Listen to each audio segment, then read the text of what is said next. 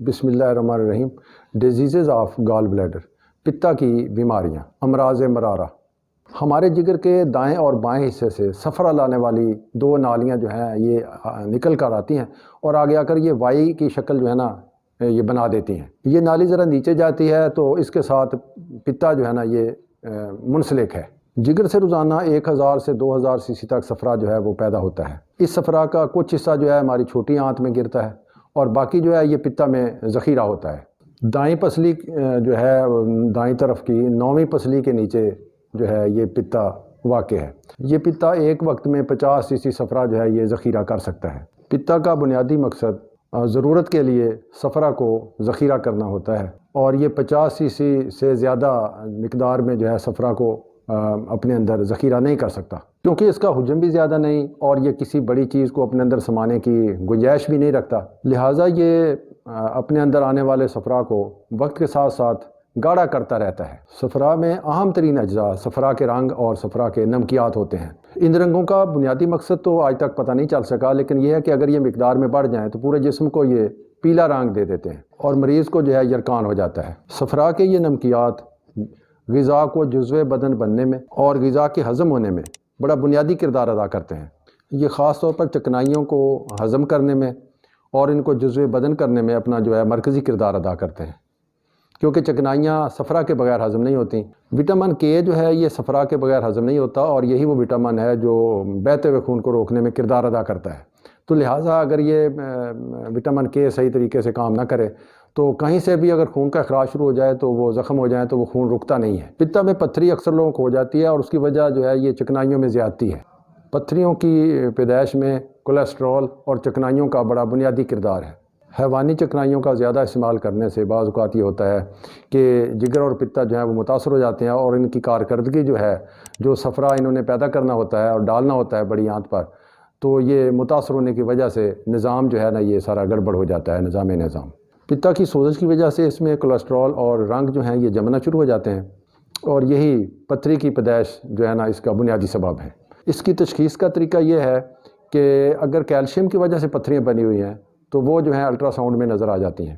X ray کی مدد سے بھی ان پتھریوں کو دیکھا جا سکتا ہے، لیکن الٹراساؤنڈ ایک بہترین طریقہ ہے۔ بعض حالات میں پتا میں سوزش، لبلبہ میں سوزش اور بڑی عمر کے مریضوں میں پتا میں کینسر جو ہیں یہ بھی دیکھے گئے ہیں اور اسی کی وجہ سے اکثر مریضوں کو جو ہے یہ یرکان بھی ہو جاتا ہے۔ پتا میں شدید سوزش کی وجہ سے دوران خون جو ہے یہ منقطع ہو جاتا ہے اور گینگرین ہو سکتی ہے۔ 40 سال سے زیادہ عمر والی موٹی خواتین جو بسیار خور ہوں اور عیالدار ہوں اور خوبصورت قسم کی ایسی عورتیں جو پیٹ میں نفح کی شکایت لے کر آئیں، تبخیر معدہ کی شکایت کریں، ایسی مریضوں میں اس کا جو حملہ ہے پتا میں شدید سوزش کا حملہ جو ہے یہ کوئی مرغن غذا کھانے کے بعد شروع ہوتا ہے۔ یہ بات یاد رکھنے والی ہے کہ زندگی میں یہ جو چکنائیاں ہیں یہ کسی بھی مرحلے پر یہ قوت اور توانائی اتنی مہیا نہیں کرتی بلکہ یہ نقصان دیتی ہیں، اور حیواناتی چکنائیاں جو ہیں یہ نباتاتی چکنائیوں کی نسبت جو ہیں یہ زیادہ خطرناک ہیں۔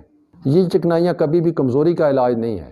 اس کی علامات یہ ہیں کہ پیٹ کے جو وسطی حصہ ہے اس میں شدید درد ہوتا ہے، جلد کے نیچے والے عضلات جو ہیں اکڑے ہوئے اور کلنج کی طرح کا درد محسوس ہوتا ہے۔ پتا کی سوزش کا درد جو ہے یہ گردن کے دونوں طرف کندھوں کے تھوڑا نیچے زیادہ محسوس ہوتا ہے۔ سردی سے بخار، لمبا سانس لینے میں تکلیف، بھوک، ڈکار اور ہوا بند۔ بعض اوقات یہ ہوتا ہے کہ پتا میں زہر جمع ہو کر یہ پھٹ سکتا ہے جس سے مریض کی فوری طور پر موت واقع ہو سکتی ہے، کیونکہ زہر جو ہے نا یہ پورے جسم میں پھیل جاتا ہے۔ پتا کی جو پتھریاں ہیں اس کا واحد علاج جو ہے نا یہ آپریشن ہے۔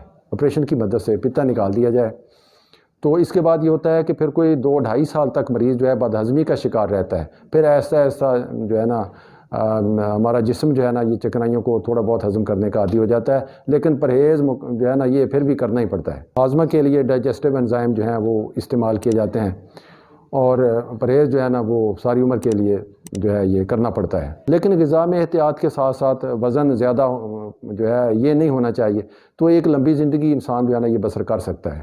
اگر پرہیز نہ کیا جائے تو دوبارہ پھر پیچیدہ مسائل سے گزرنا پڑتا ہے جو خطرناک حد تک جو ہے یہ تکلیف دیتا ہے۔ حدیث نبوی کی طرف آئے تو نبی پاک صلی اللہ علیہ وسلم نے ہمیں ایسی تعلیمات دی ہیں کہ ان ایسے راستوں پر چلنے سے ہی روک دیا ہے جو بعد میں پریشانی کا سبب بنے۔ آپ نے ہمیں بتایا ہے کہ سادہ زندگی بسر کرو، سادہ غذا کھاؤ اور چکنائیوں کا استعمال جو ہے یہ کم از کم ہے، سادی غذا استعمال کرو، پیدل چلو۔ پتا کو بیمار ہونے سے محفوظ کرنے کے لیے انجیر جو ہے یہ ایک لاجواب چیز بتائی گئی ہے۔ چکنائیوں سے پرہیز، پیدل چلنے، میانہ روی کی زندگی گزارنے پر زور دیا گیا ہے، اور مسلمان کبھی عیش پسند نہیں ہوتا۔ تو جو لوگ ان چیزوں پر عمل کرتے ہیں جو آپ صلی اللہ علیہ وسلم نے فرمائی ہیں، تو ایسی خطرناک بیماریوں سے مکمل طور پر بچا جا سکتا ہے۔ انجیر کھانا جو ہے یہ پتا کی جو پتھریاں ہیں وہ اس کے خلاف ایک مکمل جو ہے نا یہ پیش بندی ہے۔ جو کا دلیہ جو ہے یہ معدہ کے مسائل کے لیے بہت اکثیر ہے۔ زیتون کا تیل آپ استعمال کریں خالی پیٹ تو یہ پتا کو سکیڑ کر اس میں سے چھوٹی موٹی پتھریاں بھی نکالنے کی صلاحیت رکھتا ہے، جراثیم کش بھی ہے۔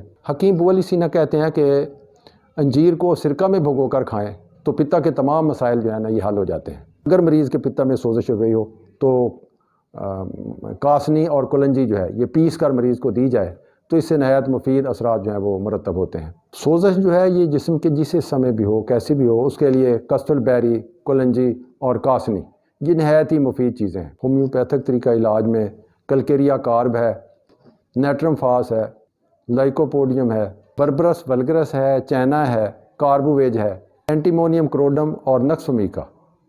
ان ادویات کو ایک جیسی علامات رکھنے والی ادویات کو آپ ملا کر بھی دے سکتے ہیں، 2 یا 3 ادویات ملا کر دیں صبح شام 5 قطرے جو ہیں یہ تقریباً کوئی 1/4 کپ پانی میں ڈال کر صبح شام دیں، یہ دن میں 3 مرتبہ بھی دے سکتے ہیں۔ تو کس طاقت میں یہ دوائی دینی ہے، 30 میں دینی ہے، 200 میں یا 1000 میں یا ایکس پوٹینسی میں دینی ہے، تو اس کے لیے ہومیوپیتھک ڈاکٹر سے مشورہ کر لینا بہتر ہوگا۔ یہ ادویات بھی پتا کے امراض میں مفید ہیں۔